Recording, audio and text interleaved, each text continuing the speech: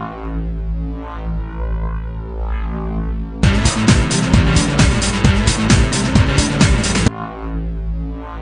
everyone, this is Tim Hinton along with Mary White. Mary and I design shows together. We both are on the podcast and we design shows together. And you are here in my office because we've been spending a couple days doing in-person show design stuff. And it's been a really great time. And this helps us really get concrete and solidified details now, because now is when you need to think about these very important details. Get started on all the things you need to get started on. Right. We're recording this in the month of March. And that's when you need to be getting down to brass tacks on getting everything planned for your show. Concert season is just finishing, right? Yeah, a lot of people, and Winter Guard season is starting to finish up. Yeah. But you don't want to wait, if you can, all the way till then. So anyway, one of the things we were working on today is one of the shows we're working on. We have a custom designed color guard uniform. Correct. And so we've worked with many different companies, and we just want to talk about that process because we had a great experience today. Now, it just turns out that the show we're working on, we contacted Chad Dugan at Dance Sophisticates, and we were talking with him today. They have a form you fill out if you want to do a custom design uniform. They have certain stipulations, like you have to have at least 15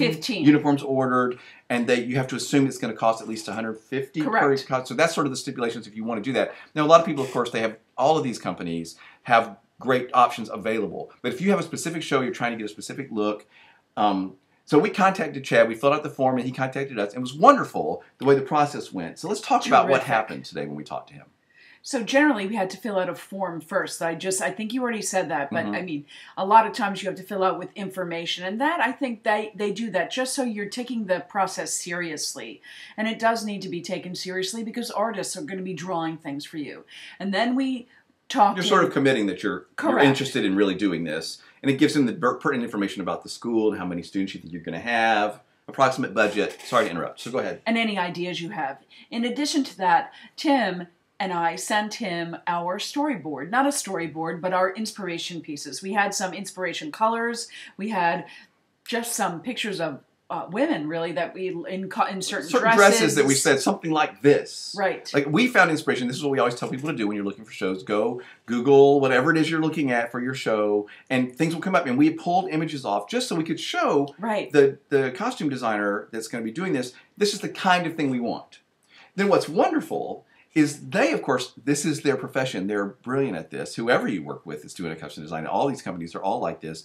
And then they will say, oh, we have this fabric over here. Or have you thought about doing this? Or do you want the dress shorter or longer? And you have this whole conversation. Right. And they also know, because they do this for a living, they also know, you really want that kind of waistband on this type of girl. Or is there a male in the color guard? So we couldn't have a dress with a male or they have to do a male version. Right, they could do a male version. Or they'll say, you know what, if we've raised the waist a little bit, it's more flattering on the girls because of this, that. It's stuff that it's not my thing. I don't know waistlines on women's dresses, but I'm glad, well, you probably do, but I'm glad that the designer is there to give us that kind of input. And he had a new fabric that had just come in, he said yesterday, that we're going to use. Very excited. So it's a great process to get involved in. Now, of course, it's not something that anybody can do because it does require some extra money. It's additional some extra time, some extra work, but it can really pay off. I got to tell you, Mary, one of the things I told Chad today when we were talking to him is every year I think more and more, I sort of appreciate more and more how the right guard costuming can make or break a show. Because you want the audience to immediately understand what you're trying to say, what the place or time is, or the theme or the concept. You want them to understand that as quickly as possible. And a lot of times, not always, but a lot of times what the guard is wearing is really key to making that work. And that's what people see when you first come on the field. I mean, the band uniforms today, a lot of them are many shades of black or grays and whites. They're meant to be sort of a blank palette. Yeah, which is good for show designers. But I think if you're trying to say a specific thing or you want to tell the audience immediately where you are or the kind of show you're doing, what the guard members are wearing is so important. So anyway, we had a great experience with Chad. And actually, amazingly, like within an hour, he had sent us a sketch, which is really unprecedented. And so we were able to immediately get to look at sort of what he was suggesting. Now they're starting to work on pricing. We're going to go back to the directors we work with, see what they like, make good suggestions, blah, blah, blah, continue the process. The other thing that we had in mind, Tim, was we had questions we wanted. We had them written down. Yeah, we were ready. Questions we wanted. So we weren't on the phone wasting his time, wasting our time. Yeah, we were prepared. We had a number of questions written out that he was able to answer very, very quickly. That's his business. That's their life. Right, and we don't want to waste their time. So we were prepared for the call. We had our inspiration pieces already set up. We had the questions we needed to ask.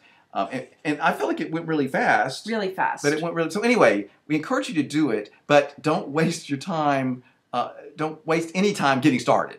Because if you want to do it, you need to get on the early end. You can't wait on this. And then once you make those decisions, it's going to go through other stages of the process. It's going to go, you're going to finalize fabrics. You're going to finalize design.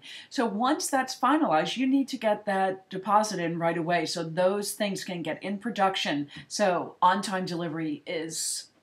Right, important. because we've said this on another video, but the thing that matters to these companies is if they get the deposit and they get all the sizing from all the members and they know exactly how many and all that, and then they can begin. Right. But they will put you in order according to when they get people's money and sizes. Right. Because that's the order in which they can start. Just like me and my work, that once our band directors decided exactly what they're playing and we get the rights and I can begin, they go in order. So it's very important. And listen, if you're one of these schools that doesn't get your uniform until halfway through the season, you are not doing this right. Because I think that from the very first performance, they should be in costume. I do too. I mean, come on, you're paying all this money, you should use it every single performance of the show.